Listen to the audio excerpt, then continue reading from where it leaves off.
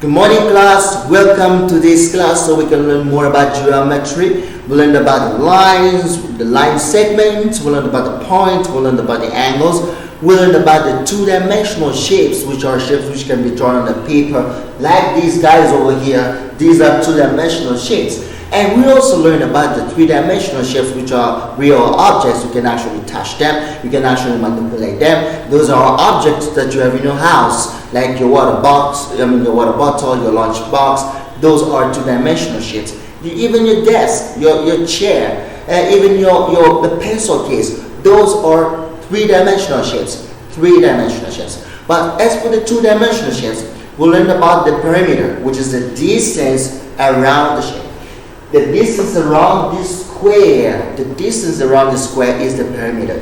The distance around this triangle is the perimeter. The distance around this trapezium or the trapezoid is a perimeter. But in this lesson, we're not learning about that perimeter because we already know how to find, how to calculate the perimeter of any shape. In this example, we are going to find the area.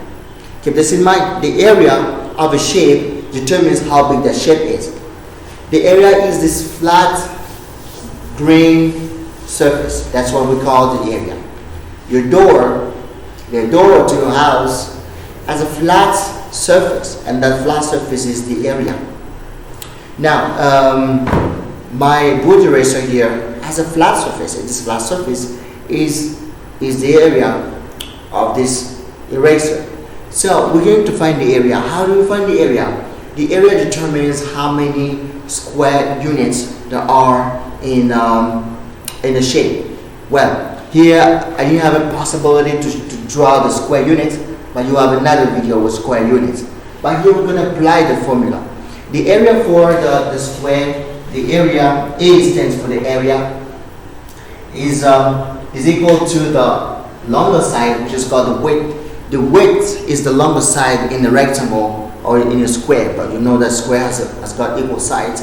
But rectangle and square, they are like shape of the same side, the same kind. So the length times the width. So when I multiply the length times the width, I will have the area.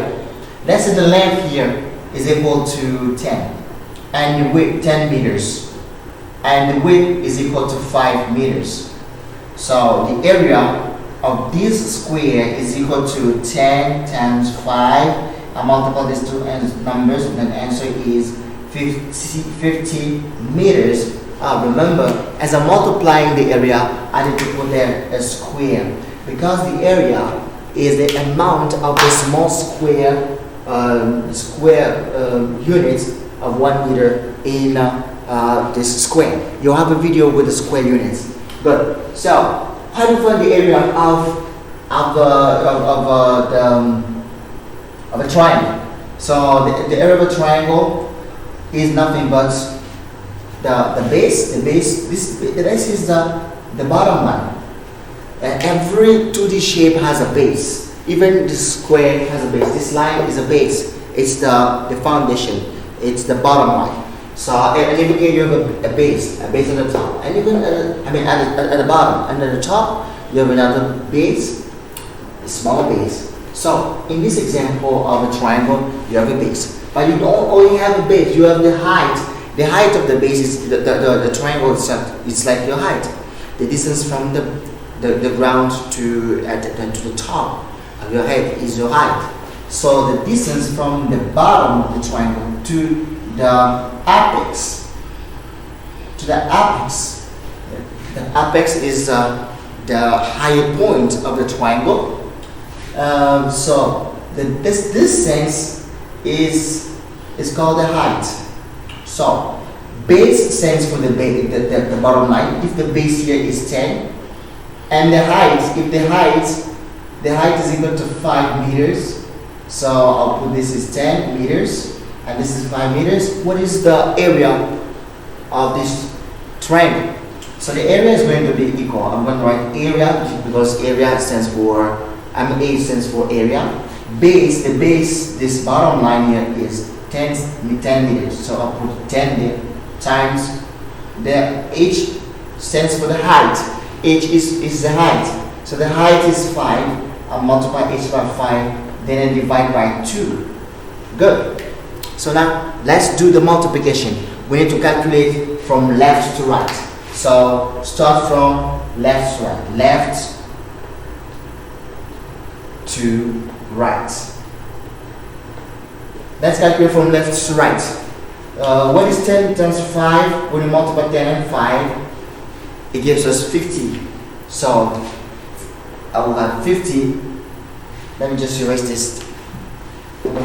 We're calculating from the left to right. So 10 times 5 is 50. Then divided by 2. My error is, this is 50. I'm going to write it in a different way, 50. Then divided by 2. What is 50 divided by 2? What do 50 divided by 2? The answer is 25. So it's 25 square meters. So this is 25 square meters. Remember, I put my small 2 there. And let me write it in red color so you can see.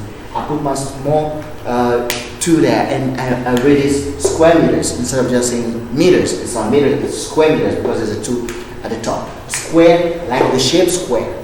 Good. So let's move on to the trapezium. How do you find the area of a trapezium? So same thing. I'm gonna use here the base. The base, there's a bigger base. Let's say this bigger base is 20. The smaller base is 10 meters. So I'm gonna take the bigger base, which is 20 plus 10, then times. Remember the height is this line from the bottom to the top. But there's another height here in the trapezium. There's another height there. So it's the same thing. They're equal in size. They're not different. So you can either use this height or that height. They have the same size. If this height here is, for example, the height is 5 meters. If the height is 5 meters, then this other height is also 5 meters. So you also have another 5 meters. Good. So times 5 divided by 2. Good. Now, let's figure out how to find the answer. 20 plus 10, it's easy. You already know this is 30. Now, times 5 divided by 2. What is 30 times 5? We learn how to multiply numbers that end in 0. So you basically need to multiply 3 by 5. Then you put the 0. So 3 times 5 is 15. Then I put the 0 there. It's 150. Then 150 divided by 2. When you divide 150, it's like 15 divided by 2. So the answer is 75. 75 square meters. This is how you find the area of a trapezium, the area of a triangle, and the area of a square or rectangle. But for a trapezium, keep in mind that in a trapezium there are 2 bases. One bigger base and one smaller base. And you need to use the 2 of them. You need to add 2 of them, and you multiply and you put the brackets, because the brackets multiplies in n, so you get after adding these 2 bases, like I did here, 10, 20 plus 10 is 30. Then I multiply the 30 by 5, which is the height. Then you get the area of the trapezium. Good. So I would like you guys to pause the video and look at this carefully, because after that I'm going to assign you some worksheets for you to solve and practice your skill of determining the area of a square, of a triangle, and of a trapezium. Thank you for watching, and have a nice day. Bye bye.